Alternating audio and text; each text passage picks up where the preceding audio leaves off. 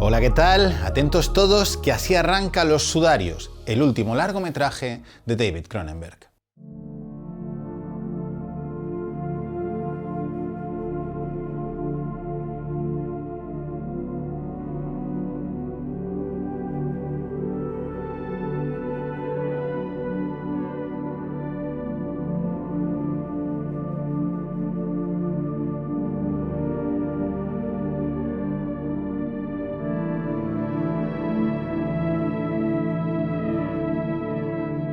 En sus títulos de crédito, unos puntos lumínicos flotantes, quizás polvo cósmico, quizás partículas digitales, poco a poco se van agrupando hasta sugerir la silueta de una figura femenina. Como es habitual en Cronenberg, los títulos de crédito avanzan información sobre lo que veremos a continuación. Como en Crash y sus letras abolladas, o como en Inseparables y sus dibujos clásicos de ginecología. Tras ellos, una luciérnaga considerablemente grande ilumina el cuerpo muerto, profanado por un cáncer devastador de Becca, Diane Kruger, que parece hallarse en algo parecido a una cueva. Corte a un primer plano de Karsh Relic, Vincent Cassel, que observa llorando desde un agujero ventana el cadáver de su mujer. Para un segundo, Verónica, porque hemos de señalar el increíble parecido que tiene el actor con el propio director, David Cronenberg, en lo que es su tercer trabajo juntos tras Promesas del Este, en 2007, y Un método peligroso, en 2011. Seguimos. Corte y primer plano de Becca, con la luciérnaga bien cerca del rostro. Plano general donde observamos a los dos. Entonces Cronenberg ejecuta un zoom hacia el rostro de Karsh gritando de dolor con la boca bien abierta. Y en un corte invisible maravilloso nos descubre la realidad. Karsh está en el dentista. Grief is rotting your teeth. Karsh despierta y pasamos al siempre decorado aséptico de una consulta dental. I think I dozed off. I was dreaming. Grief is rotting your teeth. Grief is rotting your teeth. Increíble frase la que suelta el odontólogo, que ya de entrada nos está definiendo tanto al personaje principal como el arranque de la acción dramática. La pérdida de su mujer, el dolor interno, la pena íntima, una emoción, un sentimiento, se está convirtiendo en algo físico, está cobrando forma orgánica en forma de podredumbre, una exageración casi lírica del dentista en su propia boca, en sus propios dientes. Esta secuencia de arranque, que funciona tanto como prólogo como metonimia de la película, ya nos está metiendo de lleno en la historia que se nos va a contar. Un hombre observa el cadáver de su mujer mientras éste, como sus dientes, se pudre. Más tarde sabremos que Karsh ha inventado un modelo hipertecnológico de sudarios, el manto con el que se cubría a los muertos en los evangelios, con el que los vivos pueden adentrarse en la tumba de los muertos por la vía de una app del móvil para así poder ver en alta definición cómo estos van descomponiéndose. Una forma tremendamente cronenbergiana de paliar el duelo. Pues, según confiesa Karsh, en el momento de enterrar a su mujer, él sintió la necesidad de estar en la tumba con ella. De ahí la creación de tan truculento y fascinante invento. La ciencia ficción, una vez más en manos de Cronenberg, va a servir para explorar por la vía ultra tecnológica la relación que existe entre la vida y la muerte, entre los vivos y los muertos. Este prólogo le sirve así al cineasta tanto para darnos información básica de la trama como para situarnos por la vía de la deslocalización de lo natural, de la perversión de lo racional, en el contexto tanto dramático como estético que posteriormente se desarrollará en la película. Y esto es algo que Cronenberg ha hecho en casi todas sus películas. Veamos 2 clics más para entender bien lo que os estoy contando.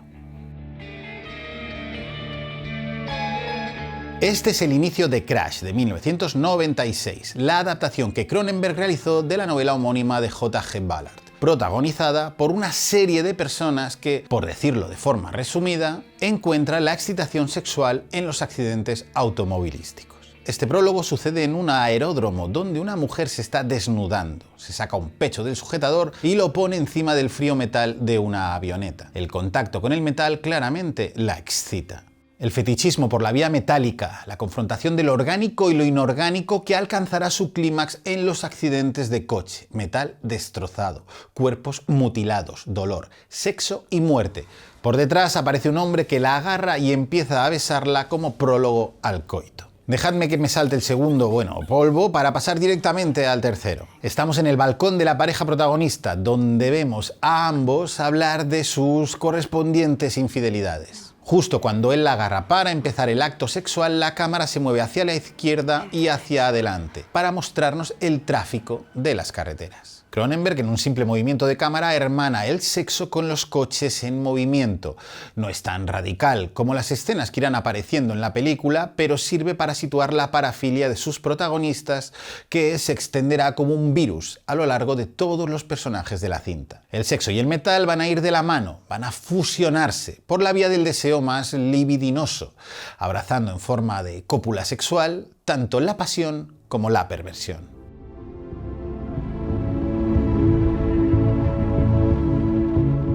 Segundo clic, este es de Crímenes del Futuro, 2022. Tras unos títulos de crédito que son pura inquietud biológica, no sabemos si estamos dentro o fuera de un organismo, pues lo que vemos es algo parecido a una geografía física tatuada, la película arranca con un gran plano general de un barco semi-hundido cerca de la playa, donde un niño juega en la tierra con una cuchara. Vemos a una mujer, probablemente su madre, que le dice: no quiero que te comas nada de lo que encuentres ahí, no me importa lo que sea. Lo dice 2 veces, no me importa lo que sea. Más tarde el niño está encerrado en el baño lavándose los dientes. Entonces se sienta en el suelo, coge la papelera de plástico y se la empieza a comer. Su madre lo mira desde la puerta. Más tarde, mientras el niño duerme, la madre coge una almohada, se acerca lentamente, se sienta a horcajadas encima de él y lo asfixia mientras el chaval le suplica que pare.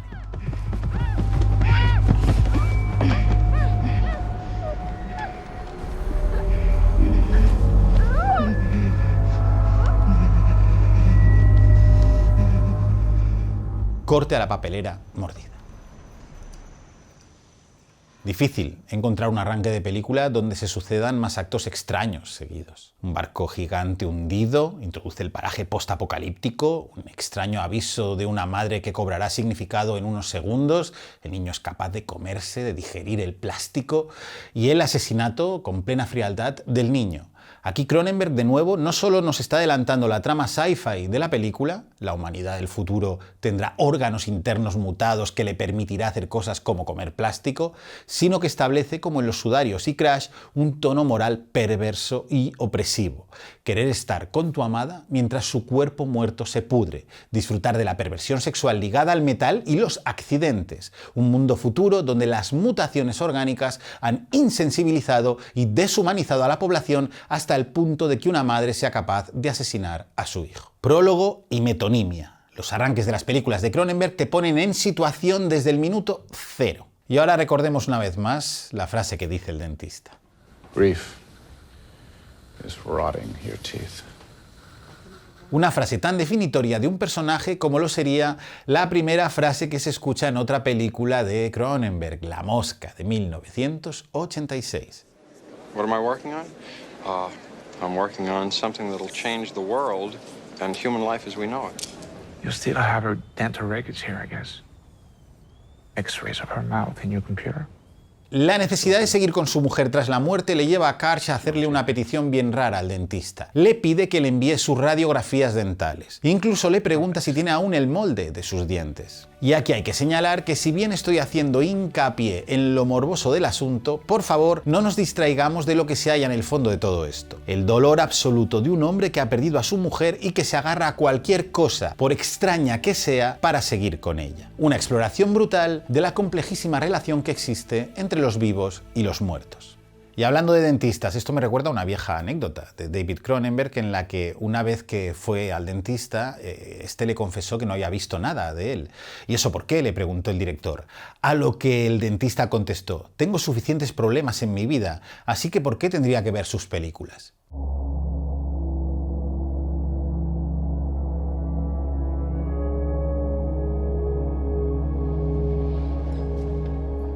How dark are you willing to go? I'm okay with dark. Se estrena en Filmin Los Sudarios, la última película del director canadiense David Cronenberg, uno de los autores más personales, más audaces y más importantes de la historia del cine, que sigue dejando claro que a sus 81 años no ha perdido ni un ápice de su inmenso talento transgresor a la hora de retratar, tras el, llamémoslo, sudario de la ciencia ficción, la intersección existente entre el cuerpo humano, la tecnología y la identidad, explorando de forma intensiva los elementos psicológicos y filosóficos que envuelven al individuo a través del deseo, la sexualidad, la enfermedad, la muerte y el duelo, sin desdeñar una crítica alzada al capitalismo, a las guerras corporativas, a las no tan inteligentes inteligencias artificiales y a una obsesión de nuevo cuño: la vigilancia global por parte de las empresas tecnológicas a la sociedad. En definitiva, una nueva vivisección del ser humano y su corrupción y disolución, víctima tanto de la servidumbre tecnológica como de la propia desintegración del cuerpo. Lo tecnológico y lo orgánico siempre han ido de la mano en el cine de Cronenberg, y en Los Sudarios es probable que alcance su punto máximo de obsesión y perturbación.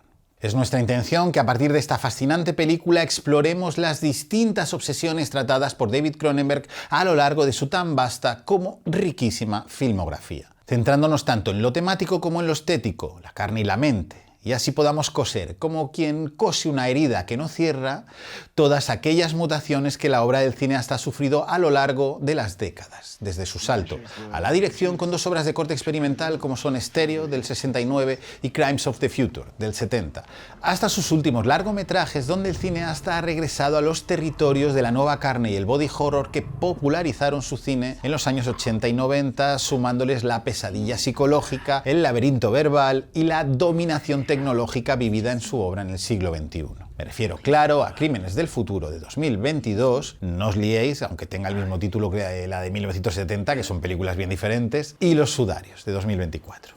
Un nuevo Cronenberg que ha mutado del viejo Cronenberg como una metástasis culterana, donde el terror de serie B se ha visto inundado por un refinamiento perverso que ha borrado de un manotazo los límites entre lo orgánico y lo inorgánico, desbordando perfidia en su sexualidad, contaminándose indefectiblemente por la tecnología más intrusiva y adquiriendo una frialdad en sus imágenes que va en radical opuesta dirección a su monstruoso contenido. Dicho de otra forma, los años no han podido con Cronenberg, solo lo han vuelto más maligno, más afilado, también más complejo e inescrutable. Y eso lo comprobamos no solo en sus largometrajes. Si os acercáis a su alucinante y única novela, Consumidos, de 2014, encontraréis un arca de la alianza de jerga tecnológica y filosófica para abordar temas clásicos del cineasta como la mutación corporal, las enfermedades degenerativas, la ciencia médica a modo de cirugía extrema y la sexualidad más perversa imaginable. Y si os metéis en YouTube, podréis ver el cortometraje de menos de un minuto en el que David Cronenberg besa y abraza a su propio cadáver. Se titula The Death of David Cronenberg, de 2021.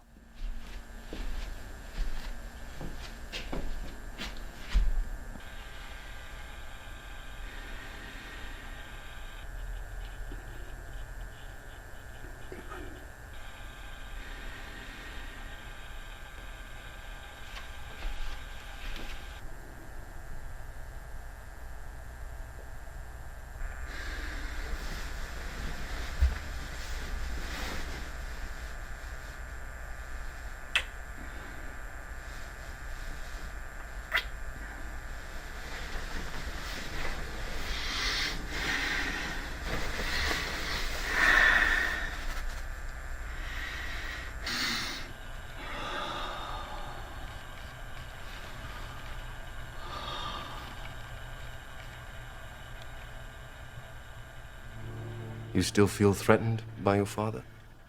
Un poco de historia autodidacta. Ahora que hemos visto su muerte, metafórica, recordemos su nacimiento. David Cronenberg, a.k.a. el varón de la sangre, a.k.a. el rey del terror venéreo, a.k.a. Dave the Brave Cronenberg, cineasta nacido en Toronto, Canadá, el 15 de marzo de 1943. Era el descendiente de una familia de inmigrantes judíos lituanos. Su padre, Milton Cronenberg, era escritor y periodista. Su madre, Esther Sundberg, era pianista. Así que el joven Cronenberg se crió rodeado de libros y música, de cultura, la mejor forma de crecer. El futuro cineasta se graduó en literatura en la Universidad de Toronto, donde descubrió la obra de autores que serían futuras influencias clave en su cine. Me refiero, claro, a William S. Burroughs, retratos fragmentados sobre la adicción y la distancia entre realidad y percepción, Franz Kafka, angustia existencial y alienación, además de la transformación en bicho, claro. Sigmund Freud, el psicoanálisis o la exploración del inconsciente para tratar de comprender la mente del individuo. Y Vladimir Nabokov, la ruptura de tabús morales desde el aliento poético. Y si lo pensamos bien, exceptuando al padre del psicoanálisis, todos estos escritores poseen una capacidad innata de crear imágenes vívidas, incluso perturbadoras, bien partiendo del viaje lisérgico, Burroughs, de la opresión burocrática y social, Kafka, o del realismo literario que surge tanto de la propia experiencia humana como de una rica base cultural, Nabokov. ¿Y el cine, os preguntaréis? Pues bien, David Cronenberg siempre aseguró que todos sus conocimientos cinematográficos vinieron del estudio autodidacta. Una forma de aprender el cine que él siempre ha defendido como la mejor posible. Y si bien a lo largo de los años ha citado como influencias a cineastas experimentales como Michael Snow o a transgresores como Luis Buñuel, lo cierto es que Cronenberg, como también ocurre con David Lynch, es uno de esos autores únicos cuya obra surge específicamente de su mundo interno, de sus preocupaciones y obsesiones, de su particularísima forma de enfrentarse a la realidad. Dicho de otra forma, Cronenberg es más un cineasta influyente que influenciado. Un profesor que ha creado escuela, cierto, con un fuerte bagaje cultural, pero que ha sabido construir una obra autocrática y solipsista de la que han bebido figuras clave del fantástico contemporáneo como Julia Ducournau, Coralie Fargeat, Sion Sono, Nick Antosca, Peter Strickland o el mejor alumno de todos, su propio hijo, Brandon Cronenberg.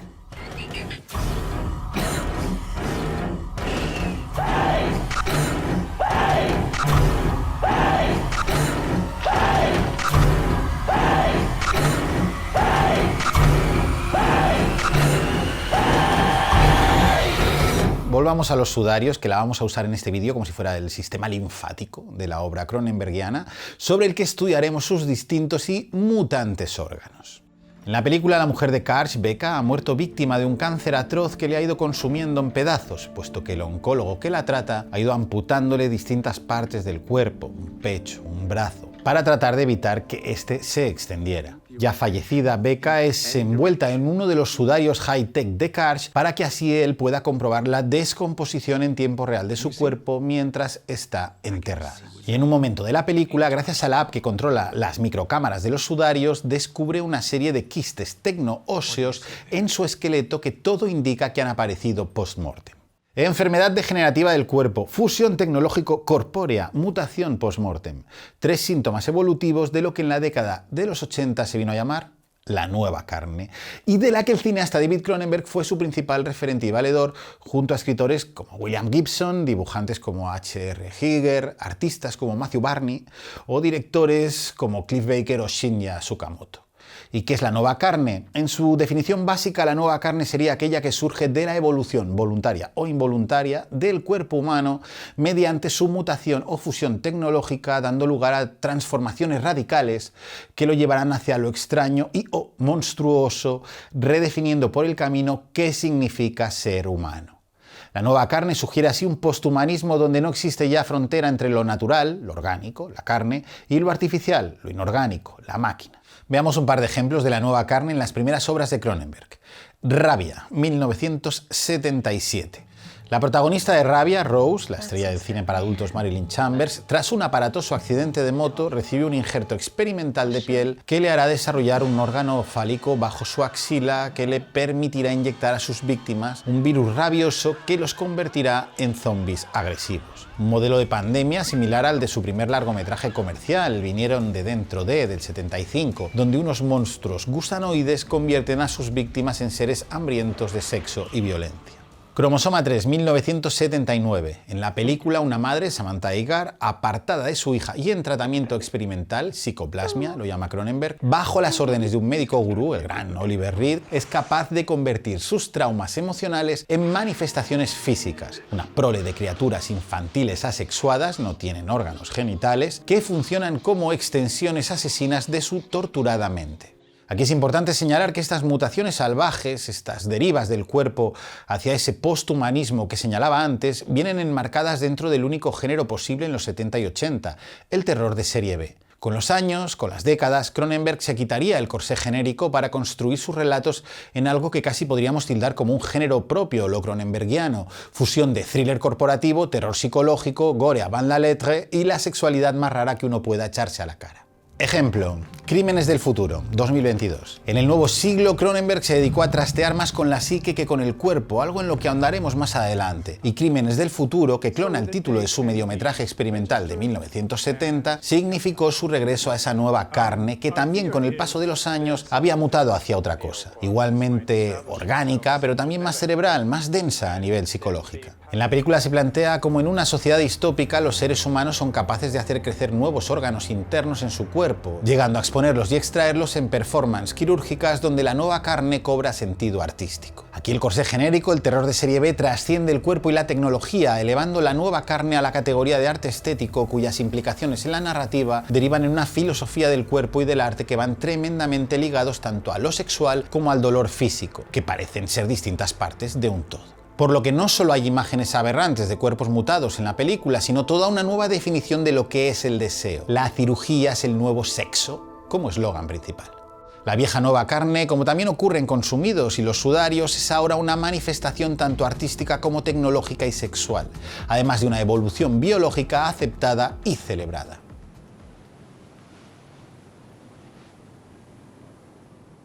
Podríamos decir que el temor más elemental del ser humano es el miedo a la muerte, pero de este derivan también otros. El miedo a enfermar, a que el cuerpo se transforme víctima de la enfermedad, también el miedo a que se enferme y se nos muera un ser querido, el enfrentarnos al duelo que eso supone. Todo ello es explorado en Los sudarios tanto desde la perspectiva de la nueva carne como desde el más puro y frío terror psicológico. En la película vemos a Becca en una serie de flashbacks a modo de ensoñaciones, siempre con el mismo escenario, la habitación de la pareja, cómo va desintegrándose, víctima del cáncer que finalmente acabará con su vida. También habrá sexo en dichos recuerdos, pero dejemos la parte más mórbida para cuando nos adentremos en la maliciosa forma que Cronenberg tiene de tejer placer y dolor. La destrucción de la mente va así de la mano de la corrupción del cuerpo. Por eso no se puede analizar la obra de Cronenberg como si se tratara de elementos estancos. Todo está relacionado en su cine: enfermedad, psicopatía, tecnología, y todo nos lleva a un mismo fin: la extrañísima forma que tienen los personajes cronenbergianos de lidiar con la muerte, ya sea la de un ser querido o la suya propia.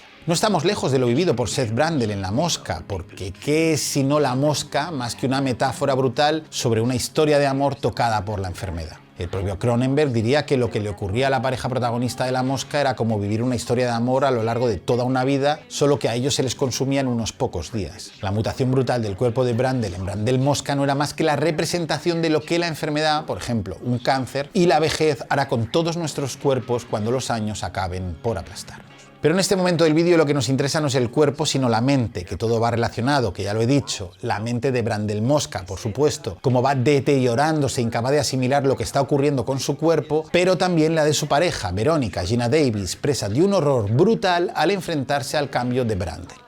En Los sudarios, sin embargo, Cronenberg se aproxima a la enfermedad y la degeneración del cuerpo desde otra perspectiva mucho más fría, alejándose de los códigos del terror y la ciencia ficción para realizar una introspección en el duelo mucho más cerebral y analítica, con los protagonistas viviendo su autodestrucción desde una perspectiva tan descriptiva como circunstancial. Cuando Becca explica que el médico le va a realizar una mastectomía del pecho que más le gusta a Karsh, o de nuevo, cuando la misma mujer enferma cuenta cómo le cuesta mantener el equilibrio una vez le han extirpado tanto el seno como el brazo izquierdo. Cronenberg narra el horror de la situación desde una frialdad aséptica extrañísima, no exenta de dolor y tristeza, pero sin abrazar ningún tipo de melodrama. Se dijo que cuando David Cronenberg saltó al siglo XXI lo hizo dejando atrás los misterios del organismo mutante para dedicarse a enredar con nuestras mentes alienadas. Ya no jode con nuestros cuerpos, ahora jode con nuestras mentes. Y en parte es cierto, los misterios del pensamiento humano, siempre enredado con nuestros miedos y emociones, cobraron un protagonismo central en su cine del nuevo milenio. Ejemplo rápido, en Spider 2002, donde Cronenberg construye un relato a partir de la mente escindida del protagonista, creando una historia introspectiva donde los recuerdos no funcionan como reales, sino como la puesta en escena esquizofrénica de los mismos. Aquí no anda mal el cuerpo, sino la mente. Lo explica maravillosamente bien Jorge Fernández Gonzalo en su libro Políticas de la nueva carne, cuando asegura que para Cronenberg la psique es también una verdadera criatura cronenbergiana, como antes lo fueron los extraños órganos sin cuerpo de vinieron de dentro de, las criaturas psíquicas de Cromosoma 3 o el ser híbrido de la mosca. Pero si somos realmente certeros en nuestro análisis, tenemos que retroceder varios años más para atender al punto de giro clave en la obra de David Cronenberg. Y este lo situaríamos entre La mosca e Inseparables, de 1988, donde no solo existe un salto temático en los intereses del cineasta, del cuerpo mutado a la psique enfermiza, sino también estética. So, when are you going to see her again? She's called the clinic 5 times already. I don't know. Perhaps you better go. Inseparables representa un cambio radical en las formas del cine de Cronenberg, alejándose por completo de las estructuras crudas y directas del terror de serie B hacia una elegancia casi clásica en su puesta en escena, donde abundan las simetrías y se disparan los valores semánticos de la imagen, con el objetivo de perturbar más aún el sentido ontológico del relato. En Inseparables se nos cuenta la historia, basada en hechos reales, de los hermanos gemelos Mantel, un increíble Jeremy Irons, por partida doble, ginecólogos obsesionados por los órganos internos de una mujer, Genevieve Bujold, que presenta una condición médica única, un útero tricorne, una malformación congénita en la que el útero tiene 3 cavidades en vez de una. Ambos gemelos establecerán una relación tanto médica como sexual con la mujer, sin que ella de entrada sea consciente de que está acostándose no con uno, sino con 2 hombres idénticos. Aunque Elliot bromea diciendo que es un par de milímetros más alto. There really isn't any telling you apart, is there? Absolutely identical in every respect. I'm actually a couple of millimeters taller. Y ellos llegarán a diseñar un instrumental ginecológico mutante muy celebrado por los fans añejos del cineasta, con el que poder operar la extraña condición médica de la mujer. Con Inseparables, Cronenberg renuncia a poner el foco en el lado fantascientífico de la historia para realizar un complejo retrato psicológico de sus protagonistas que ahonda tanto en la relación enfermiza existente entre los hermanos gemelos, clavados en lo físico pero distintos en sensibilidad y actitud, como en la búsqueda y reafirmación de su propia identidad individual, uno de los patrones argumentales del cine de Cronenberg a partir de este momento, aunque para ello tenga que recurrir a la dominación y al asesinato / suicidio. Hasta llegar al macabro final de la película asistiremos a distintas secuencias que nos subrayarán con esa frialdad ya citada en la puesta en forma de los sudarios la alienación de los gemelos víctimas de su enfermiza simbiosis y que enlazará sin problema el Cronenberg pasado con el Cronenberg futuro, el Cronenberg de la carne con el Cronenberg de la mente. En una secuencia del film, Elliot contratará a 2 prostitutas, también gemelas, y les pedirá que para reconocerlas, una le llame Elliot, su nombre, y la otra Beverly, el nombre de su hermano, atendiendo a una morbosidad, de nuevo mediante el sexo, que nos expone a las claras lo torturado de su psique. Es el Cronenberg del futuro. En otra secuencia, esta onírica, vemos a los 2 hermanos en la cama conectados entre sí con una especie de vejiga a cordón umbilical que la mujer protagonista tratará de romper, tratará de separar a los hermanos mordiéndola, arrancándola, llenándose la boca de sangre. Es el Cronenberg del pasado.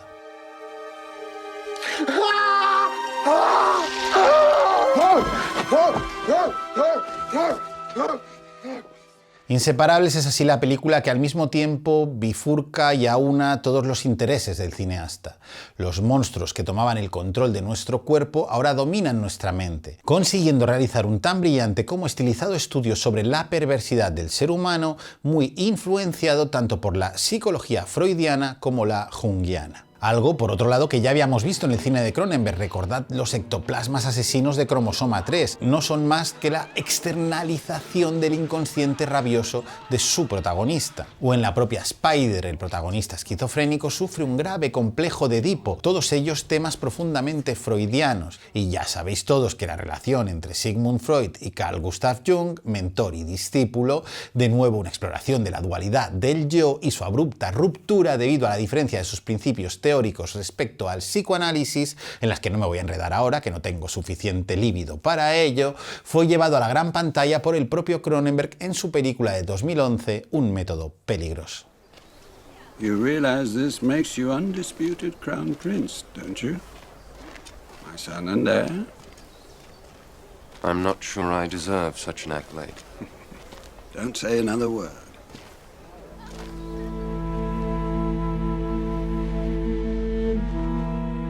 Ya hemos hablado de las tumbas de última generación que fabrica Karsh en los sudarios, algo que por el momento entra de lleno en la ciencia ficción. Pero buena parte de la tecnología que existe en la película es completamente real. El coche eléctrico que conduce Karsh, las aplicaciones móviles que le permiten hacer videollamadas a cualquier parte del mundo, o la tablet que usa el médico para analizar por capas los quistes óseos, pues son parte habitual de nuestra vida. Y lo que todavía no forma parte de ella está a punto de serlo. Me refiero, claro, a Honey, el avatar creado por inteligencia artificial que le sirve a Karsh tanto de secretaria como de soporte digital de información, como de una especie de amiga confesional me tomen todo. Y esa sería la línea que separa a Honey de las inteligencias artificiales que están empezando a dominar nuestro mundo. Su labor de apoyo a Karsh funde lo tecnológico con lo freudiano, lo meramente rutinario con lo abiertamente maquiavélico. No solo es una herramienta de compañía, sino un mecanismo de vigilancia, término que volverá a aparecer en la película cuando Karsh descubra que sus cementerios de última generación pretenden ser explotados por empresas tecnológicas extranjeras. Se habla de Rusia y China sin que se acabe de concretar y con alto nivel de delirio, gracias al personaje de Guy Pearce, como una herramienta de geolocalización con cámaras espías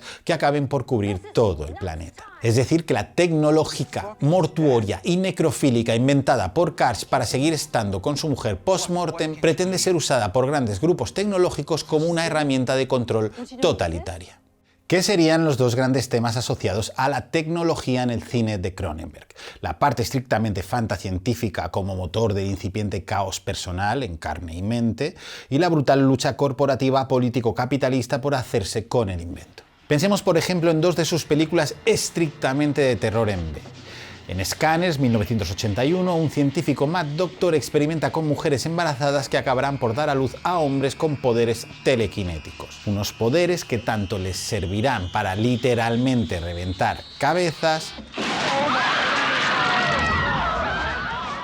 como para escanear y hackear máquinas, la nueva carne una vez más. Y sobre este planteamiento sci-fi se desplegará todo un thriller corporativo por hacerse con el control de los telequinéticos hasta que solo pueda quedar uno. What is the relationship between you two? I removed these tumors as part of our performance. We are performance artists. We perform together.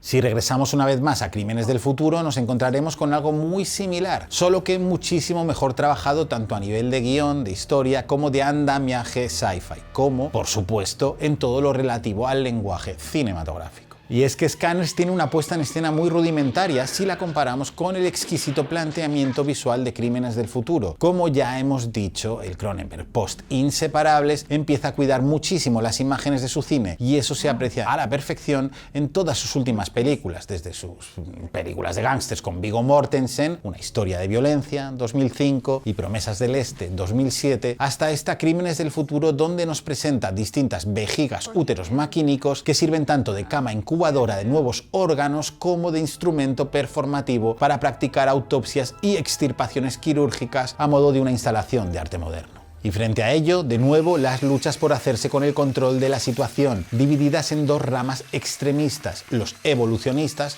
que celebran la mutación biológica, y los corporativistas, que buscan regular la evolución biológica. Por último, veamos una de las películas más infravaloradas de David Cronenberg y que a mí más me divierten, Existence, de 1999.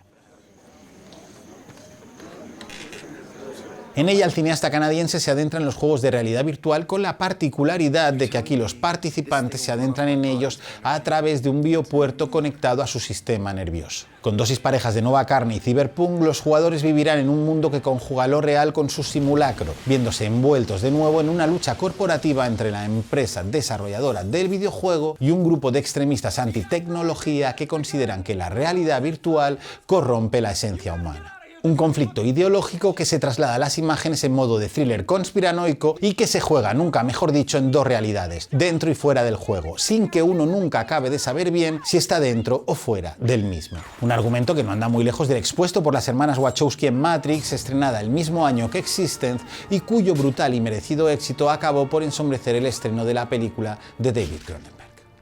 Cerremos con lo tecnológico, subrayando una vez más la peculiar idiosincrasia de David Cronenberg como un cineasta tremendamente intuitivo que se niega a quedar atrapado en ningún tipo de corsé, ni moral, ni estilístico, ni genérico. Por eso, sus películas de terror, de Vinieron de dentro de A la mosca, sin duda pueden producir momentos angustiosos fruto del gore expuesto en pantalla, pero la explotación del efecto visceral va siempre por detrás de los intereses reales del autor. Hacer mutar la pulsión sexual como un motor de pandemia apocalíptico, dar forma orgánica al trauma psicológico, explorar la alienación del individuo por la vía de la mutación y la descomposición del cuerpo humano. Y lo mismo ocurre con el sudario de la ciencia ficción. En las películas de Cronenberg, como en la vida real, la tecnología existe para en principio mejorarnos la vida, traernos el futuro al presente.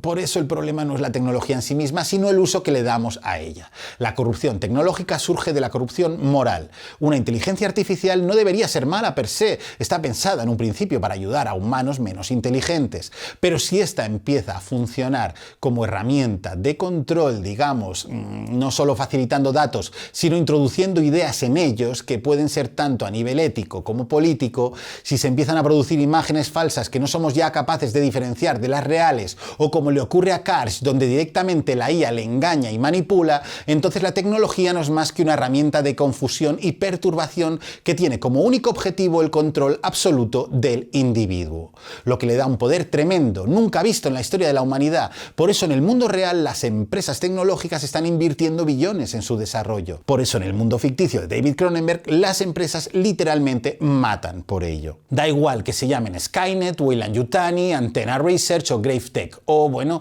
aquí poner el nombre de la IA que más estéis usando.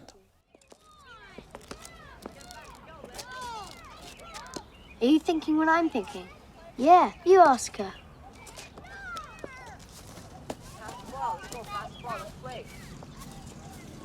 Rafaela, will you have sex with us in our bathtub?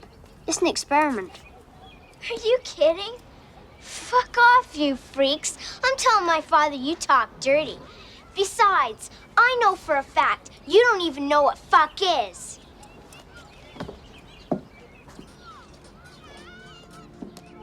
La vida, la muerte y la sexualidad están interrelacionadas. El sexo es una metáfora de nuestra relación con la tecnología. El cuerpo responde al dolor como una caricia, una extensión de la sexualidad humana. El sexo y la violencia son las dos caras de una misma moneda. Ey, no me he vuelto loco. Todas estas frases, y muchas más, han sido dichas en algún momento de su vida por David Cronenberg. Mi favorita, también un poco en clave de proyección junguiana, que Jung aseguraba que las relaciones son espejos del yo, que el ser humano proyecta deseos y fantasías a otros a través de nuestro inconsciente, la he extraído del magnífico libro de entrevistas de Chris Rodley, cuando periodista y director hablan de M. Butterfly, de 1993, la película en la que Cronenberg narra el engaño que sufre un diplomático francés de mano de un artista chino que se hace pasar por mujer y del que acaba enamorándose y teniendo relaciones sexuales sin percatarse de que en realidad está con un hombre. La frase era, y cito textual, «La sexualidad de cada uno de nosotros es una fantasía acordada que tanto el hombre como la mujer creamos para la otra persona. En ciertos aspectos es algo muy dulce, aunque en otros es algo bastante terrorífico porque significa que en cierto sentido no hay una realidad de la sexualidad».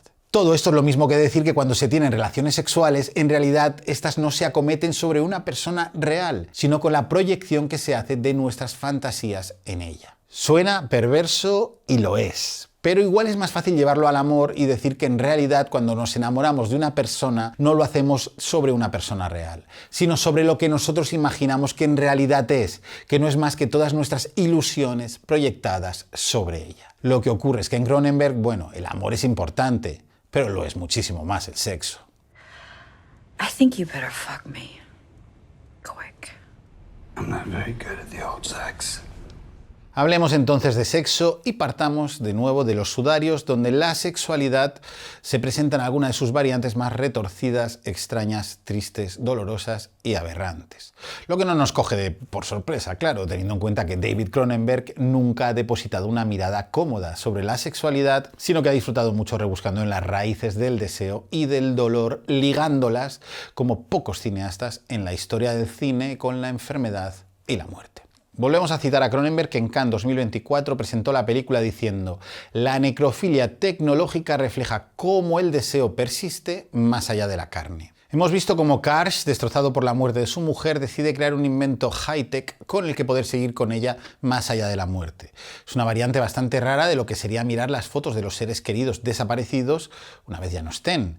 En su mirada al cuerpo descompuesto de Becca existe pena y dolor, pero también cariño y fascinación. Llamémosla una necrofilia sentimental. Pero ¿y dónde está el sexo? Pues hay que bucear en una zona bastante más extraña. Veámoslo.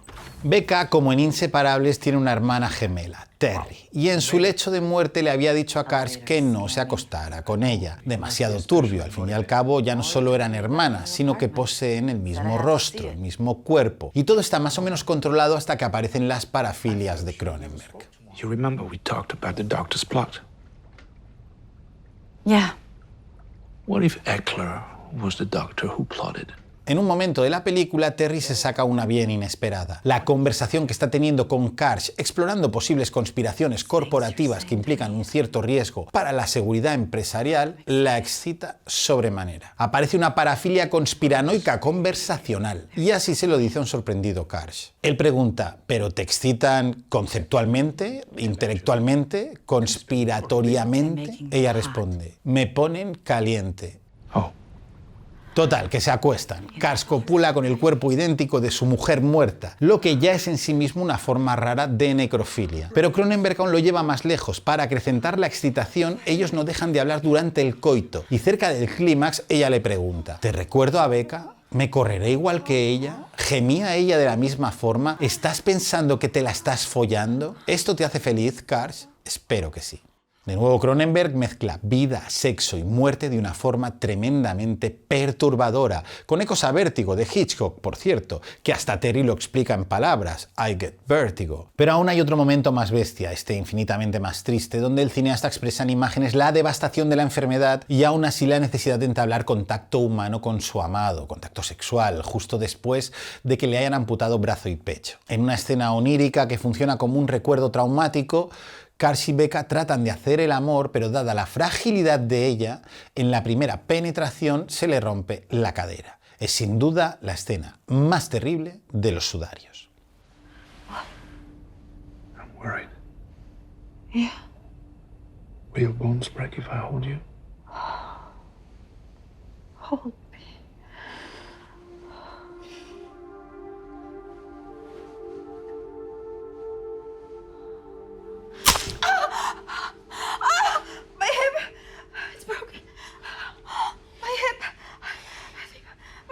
My hip just broke. No, no!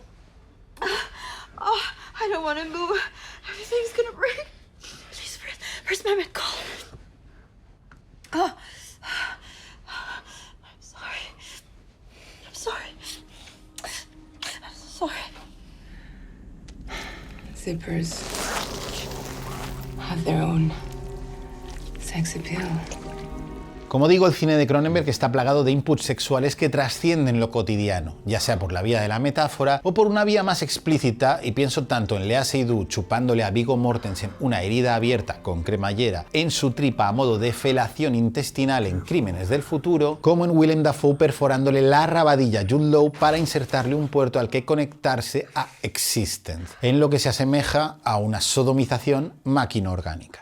Pero si hablamos de Cronenberg y de sexo, obviamente hemos de hablar de Crash. Película que el propio autor de la novela base, J.G. Ballard, definió como la primera obra pornográfica basada en la tecnología. Vaya, una rave donde el cuerpo, la máquina, la velocidad, la colisión, las cicatrices, las prótesis, el dolor y la muerte son al mismo tiempo la música, la droga y el baile. Más que una película, Crash es puro fetichismo tecnometálico con estructura segmentada y desdeñando el sentido ontológico de la narración clásica. La película es un continuo catálogo de parafilias, una reinvención del placer a través del dolor y la muerte, donde los coches abollados y el metal retorcido son tanto una extensión del propio cuerpo del deseo como un catalizador de la violencia sexual en busca de hallar esa nueva carne que surja de la fusión entre hombre, mujer y máquina.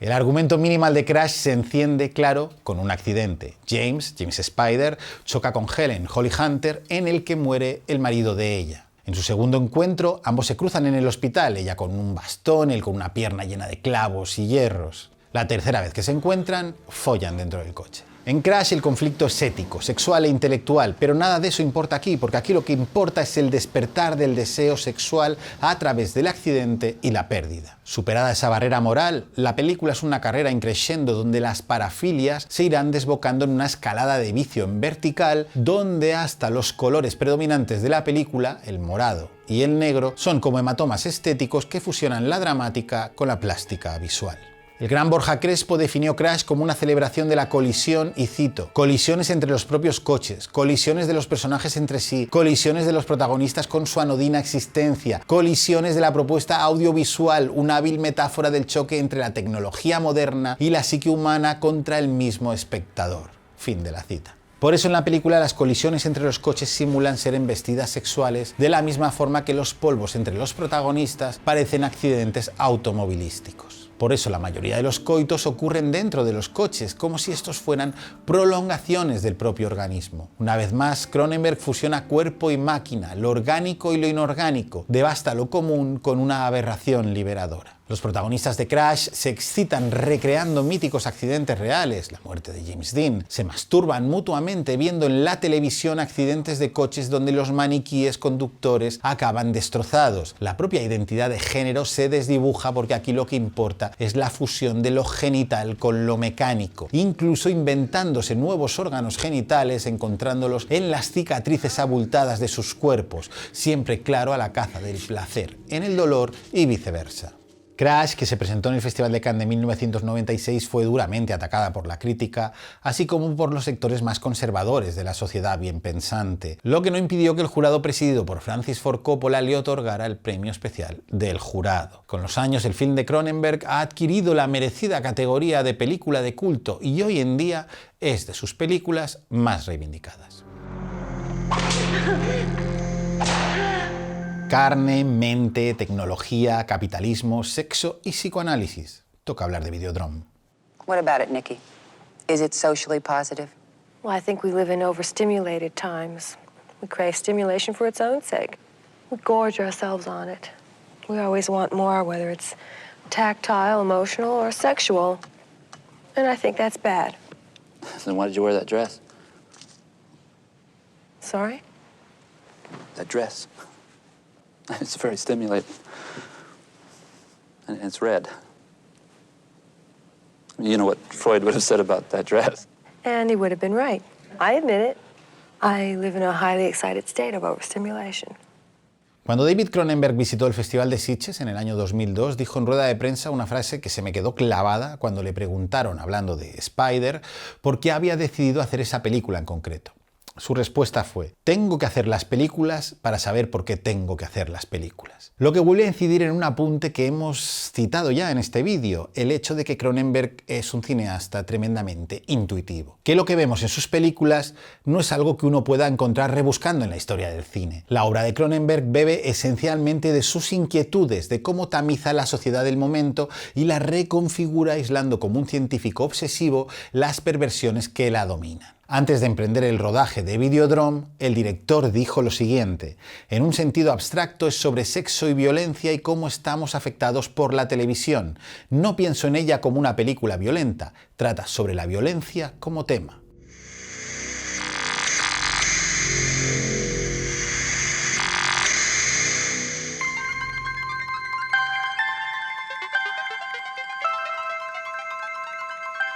Civic TV, the one you take to bed with you.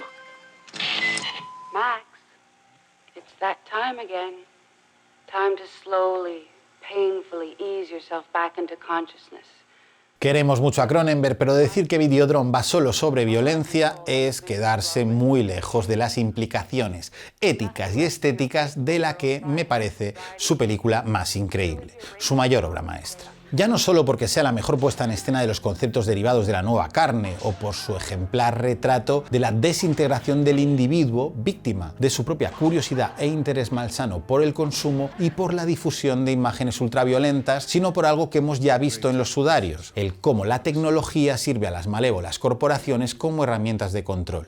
En 2025, claro, hablamos de inteligencia artificial y pantallas móviles como geoscáneres humanos. En 1983 la tecnología era bien diferente, casi rupestre en comparación con la actual, y aún así nos parecía estar viajando a la luna con ella. En Videodrome, Cronenberg nos presenta una humanidad que se ha vuelto adicta a los rayos catódicos como si de heroinómanos de la imagen se tratara. Que hasta el centro social que aparece en la película, la misión de los rayos catódicos, no proporciona comida o cama a los indigentes, sino televisores encendidos. Cronenberg vio antes que nadie cómo los medios de comunicación iban a servir como herramientas de control, domesticación y aleccionamiento ideológico mucho antes de la llegada de las redes sociales, las fake news y los algoritmos de recomendación de películas, música y noticias. Y puso en su centro la imagen que todos rechazaban de forma pública, pero consumían de forma íntima, la más violenta y sexual de todas.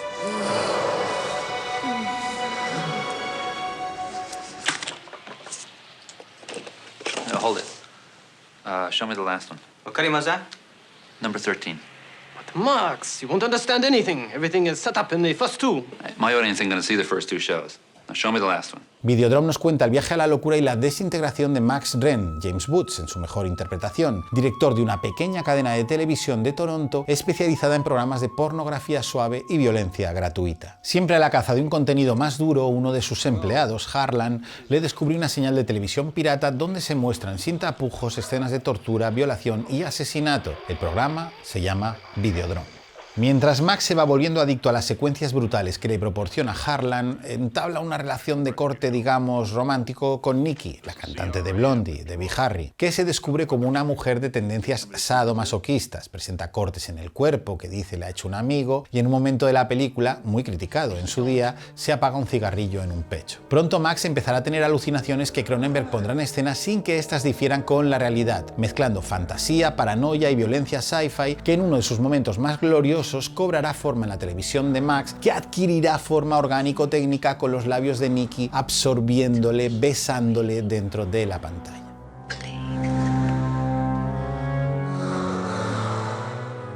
Gracias a la hija de un ideólogo catódico, el profesor Oblivion, en inglés olvido, en términos filosóficos el estado de no existencia que se alcanza después de la muerte, Max descubrirá que la señal de Videodrome le ha producido un tumor cerebral, un órgano nuevo en su cabeza que es el que le hace tener las vívidas alucinaciones donde su cuerpo se metamorfosea con las máquinas. En otro momento gigantesco de la película, Max introduce una pistola en su vientre a través de una abertura en forma de vagina. Y ahí se quedará la pistola hasta que vuelva a resurgir metamorfoseada con su propia mano en una de las imágenes cumbre de la nueva carne cronenbergiana.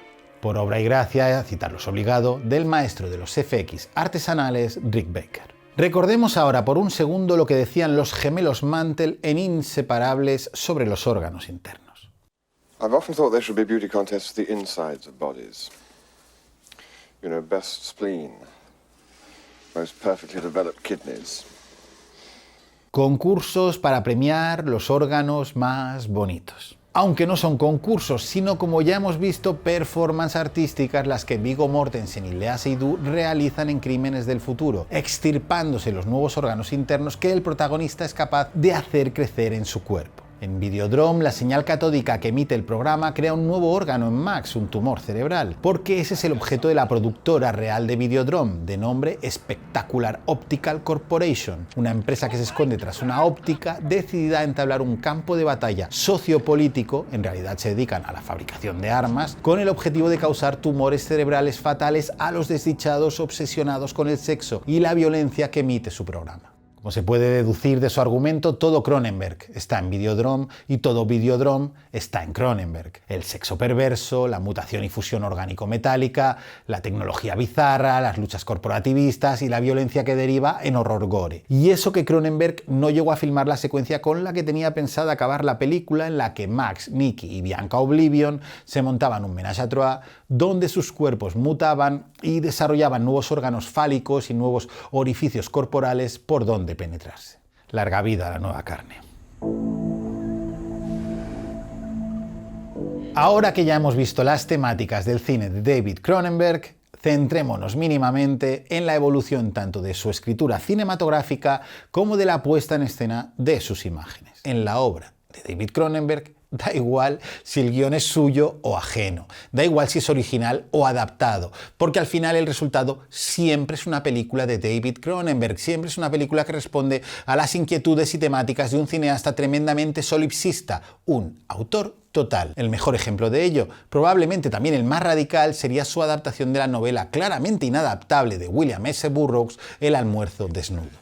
Si habéis leído la novela, sabréis que el estilo de Burroughs es una combinación de paranoia, sueño heroinómano y escritura automática que no respeta ni de lejos la dramaturgia clásica. Dicho de otra forma, El almuerzo desnudo es un bendito cacao impresionista que no se apega ni a una narrativa coherente ni a una historia mínimamente lineal. Son solo fragmentos de alucinaciones propios de los viajes lisérgicos de un yonki. Lo he dicho, una novela inadaptable, hasta que la cogió Cronenberg y decidió convertirla en una película mutante que aúna fragmentos más o menos reconocibles de la novela, biografía real de William S. Burroughs y ensamblaje de las obsesiones propias de David Cronenberg, dando como resultado una película que detrás de su construcción artística mezcla una vez más nueva carne y alienación y desintegración del individuo y acaba revelándose como una obra radical sobre la escritura, sobre el trabajo del escritor. Ahora bien, si todas las películas de Cronenberg responden a su particular sensibilidad e intereses, también es lógico señalar cómo estos han cambiado a lo largo de las décadas. Algo que también afecta de forma lógica a su labor como director, a su puesta en escena. Ya hemos visto que sus primeras películas, que vinieron de dentro de A la Mosca, con la excepción del experimento mainstream que supuso La Zona Muerta, eran películas que mezclaban terror y ciencia ficción desde la trinchera de batalla de la serie B cinematográfica. Cronenberg aquí no se anda con tonterías, escribe de forma cruda y directa, prescinde de todo tipo de transiciones al uso, solo muestra en pantalla momentos de impacto, aunque renunciando a cerrar las tramas de forma clara o clásica, como si buscara que el caos presente en la película se extendiera más allá de lo estrictamente fílmico. Los conflictos presentes son tanto científicos como sociales, parásitos, virus, telequinesis, mutaciones, que parecen llevar a la sociedad a un punto de no retorno. No sabemos qué pasará tras las pandemias zombisexuales que vinieron de dentro de Irrabia. Solo podemos especular qué será de la psicoplasmia o de las ondas tumorales una vez entran los créditos finales de Cromosoma 3 o Videodrome.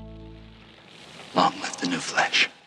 El cine de Cronenberg no plantea curas, solo enfermedades, y estas se presentan demoliendo cualquier tipo de tabú moral bien pensante. El sexo desatado, que satiriza la represión burguesa, o el deseo masoquista como herramienta de control totalitario. En la primera etapa de su carrera, dado su corsé genérico, a Cronenberg se le solía emparentar con cineastas como John Carpenter o Wes Craven, cuando si atendemos a su lógica ontológica, estaríamos más cerca de terroristas librepensadores como Luis Buñuel o Pier Paolo Pasolini. Ahora, como hemos señalado ya, la forma de escribir y de poner en escena la escritura de Cronenberg cambia, muta, tras Inseparables. Pero, y esto es importante, me refiero al revelado de su filosofía en imágenes, porque en lo que se refiere a sus ideas, exploraciones y preocupaciones, estas siguen apareciendo a lo largo de toda su obra. El primer cambio que opera claro en Inseparables es la aparición de la palabra como herramienta expresiva dominante. Los hermanos Mantel hablan muchísimo, más que cualquiera de los anteriores protagonistas cronenbergianos. Un heavy dialogue cuya mayor expresión sería la película hablada Cosmópolis, que viene acompañado por un mayor retrato en los perfiles psicológicos de los personajes y unas estructuras dramáticas más elaboradas y complejas. El horror sigue presente, pero es más minimalista, a menudo centrado en los objetos, los instrumentos quirúrgicos ginecológicos de Inseparables, la máquina de escribir insectoide del almuerzo desnudo, la videoconsola vejiga de Existence. Incluso en sus dos películas de gángsters, Una historia de violencia y Promesas del Este, lo más cercano al cine tradicional que puede haber realizado nunca Cronenberg, su huella se halla presente en forma de violencia explícita rica en sangre, volcando el relato hacia una zona mucho más peligrosa.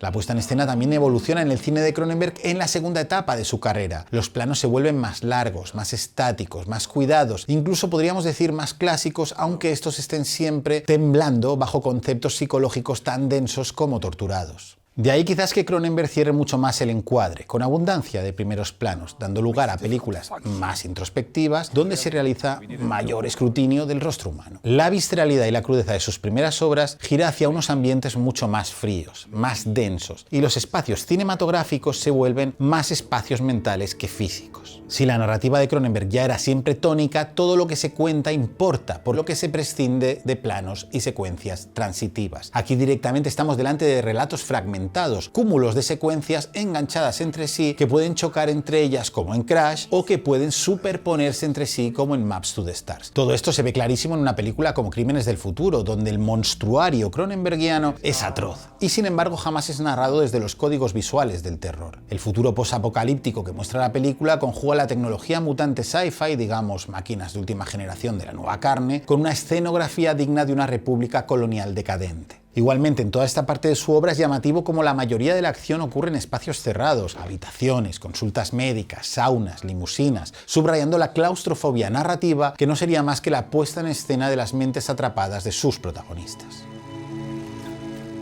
Veamos un ejemplo claro de la puesta en escena de este último Cronenberg a partir de Los sudarios. Se trata del encuentro entre Karsh y Sumin Zabo en la habitación del hotel de esta.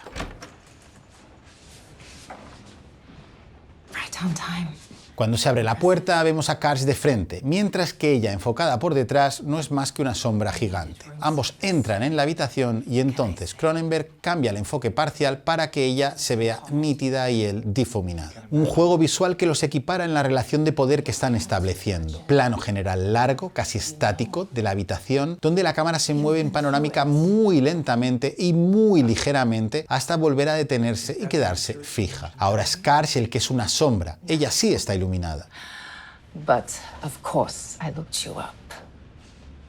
By the way, what is with the koala bear thing? Pasamos al plano contra plano, donde, como explicaba antes, vuelve a aparecer el primer plano como elemento principal.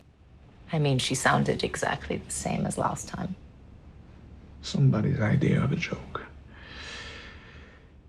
So, research. Tras romper el hielo, Cronenberg pasa a un plano conjunto con ambos personajes en sendos extremos del mismo. Hablan de negocios, de tú a tú, en claro equilibrio estético. Honestly, there's no easy fix. We're running into this worry all the time. It's always a mix of technology, religion, money, and politics. A bad mix, in other words. Entonces ella se lanza con una pregunta personal. May I touch your face? La respuesta, sorprendida de Karsh, es claro, en primer plano. Vuelve el plano contra plano y cuando él acepta la aproximación entre ambos regresa al plano general del principio. Pero cuando llega el momento de tocarse, Cronenberg acorta el plano, la cercanía física y emocional se emparenta con la estética. En este plano compartido tremendamente íntimo, los diálogos, como ya sabemos, siguen. Ahora en susurros. Es un plano delicadísimo. Entonces ella cruza la línea de lo personal y le pregunta por su mujer. He won't touch me now and resists. When I touch him,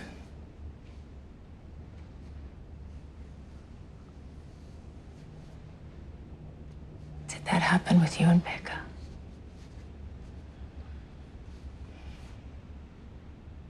La respuesta es clara. Karsh se aleja y se queda solo en el plano. Es un momento confesional, solo para él. Habla de cómo la enfermedad de su mujer les destrozó por completo. El juego del plano contra plano los sitúa a ambos en su correspondiente lado del encuadre, dejando un espacio vacío a su lado. Un espacio que se habrá de llenar en algún momento, aunque eso ya no lo veremos. Más teniendo en cuenta que la conversación ha girado a hablar de sexo. Por último, ella dice: ¿puedo volver a tocar tu cara?